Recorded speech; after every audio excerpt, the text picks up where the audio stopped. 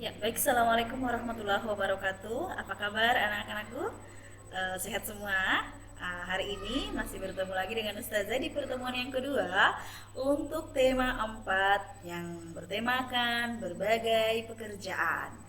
Hari ini sudah sholat duha semua. Iya, Ustazah tidak bosan-bosannya untuk mengingatkannya ya. Semoga kalian juga tidak bosan tetapi menjadi kebiasaan yang baik. Jangan lupa untuk selalu mengisi lembar mutabaahnya. Baik, untuk lebih berkahnya kegiatan kita hari ini, alangkah baiknya kita awali dulu dengan membuka dan sama-sama membaca basmalah. Bismillahirrahmanirrahim. Kemudian doa sebelum belajar. Bismillahirrahmanirrahim. Raditu billahi robba wa bil islami dina wa bi Muhammadin nabiyya wa rasulah. Rabbi zidni ilman warzuqni fahman. Amin. Ya, bagaimana yang kemarin? Sudah didengarkan semua? Sudah disimak? Sudah paham? Baik, semoga semuanya dimudahkan, sehat selalu ya.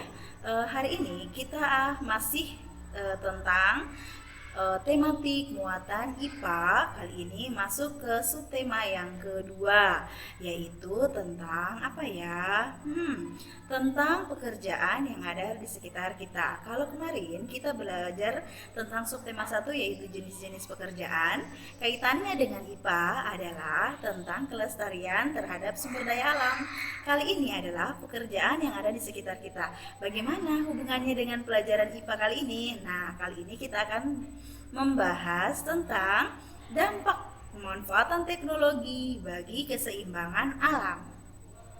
Setelah kita tahu nanti dampaknya seperti apa, nah ada caranya. Bagaimana cara untuk menghemat sumber daya alam yang ada dalam kehidupan sehari-hari. Baik, untuk memanfaatkan waktu yang ada, ayo kita sama-sama menyimak video pembelajaran berikut ini. Yuk sama-sama disimak.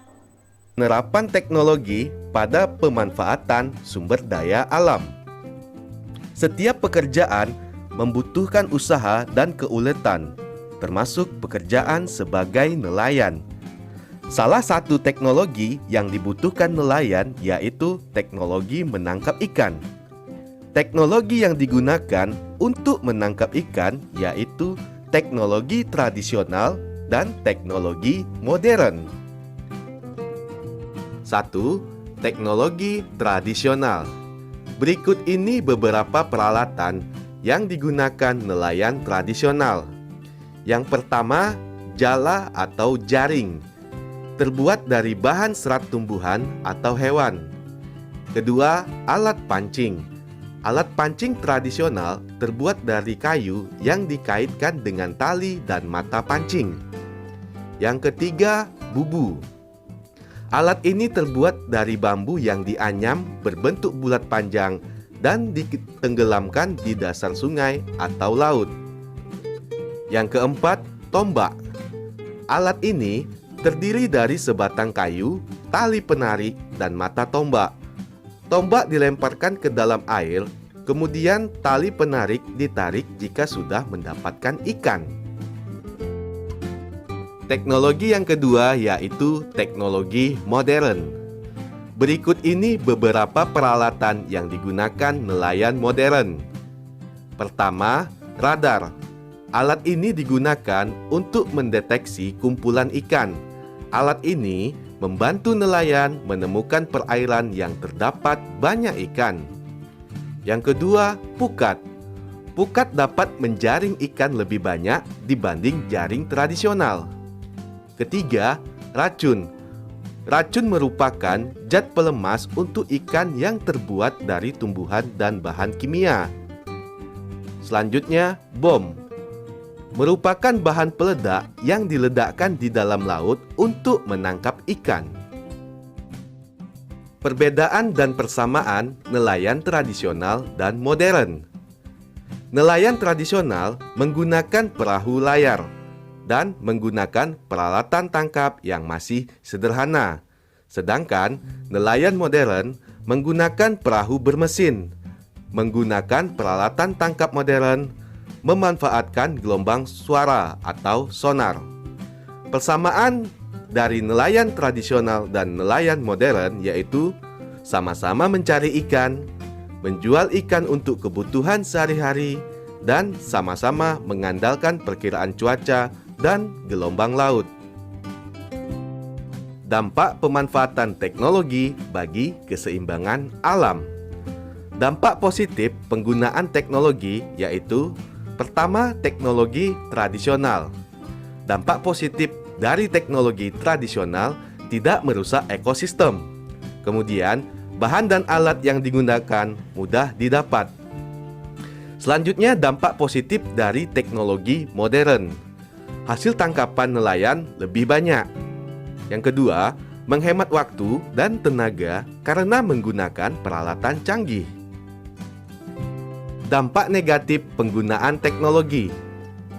Dampak negatif penggunaan teknologi tradisional. Hasil tangkapan sedikit karena bergantung pada cuaca dan arah angin. Yang kedua, menghabiskan waktu dan tenaga karena peralatan masih sederhana. Dampak negatif dari teknologi modern yaitu merusak lingkungan jika digunakan secara berlebihan. Menghabiskan biaya karena alat yang digunakan dibuat oleh pabrik. Beberapa teknologi penangkapan ikan sudah dilarang penggunaannya. Contohnya, penggunaan bom dan pukat harimau. Akibat penggunaan bom ikan. Bom mengandung bahan kimia yang dapat mencemari laut. Ledakan bom menghancurkan terumbu karang dan ekosistem di bawah laut. Ledakan bom membunuh semua hewan laut di sekitarnya, termasuk anak-anak ikan dan terumbu karang. Penggunaan teknologi yang dilarang penggunaannya yaitu pukat harimau. Akibat penggunaan pukat harimau. Pukat harimau yang besar dan berat dapat merusak terumbu karang dan ekosistem laut. Hewan laut lainnya ikut terjaring sehingga jumlahnya semakin berkurang atau punah. Anak ikan ikut terjaring sehingga mengganggu kelestarian berbagai jenis ikan. Hal-hal yang perlu diperhatikan supaya keseimbangan alam tetap terjaga. Yang pertama, tidak menangkap ikan secara besar-besaran. Kedua, tidak menggunakan bahan peledak atau racun. Tiga, tidak menggunakan pukat harimau. Dan yang keempat, memperhitungkan daur hidup ikan. Menurutmu, bagaimana cara nelayan menangkap ikan agar keseimbangan sumber daya alam dapat terjaga?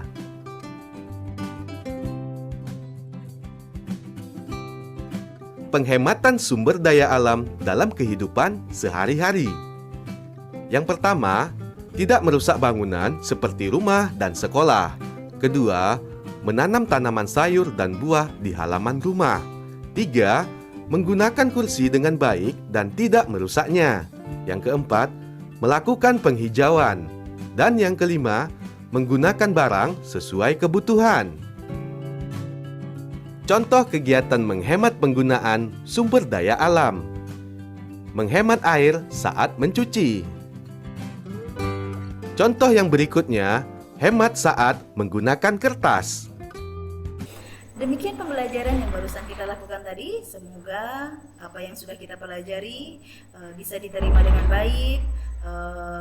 Jika masih ada yang perlu ditanyakan, silahkan ditanyakan kepada Ustazah.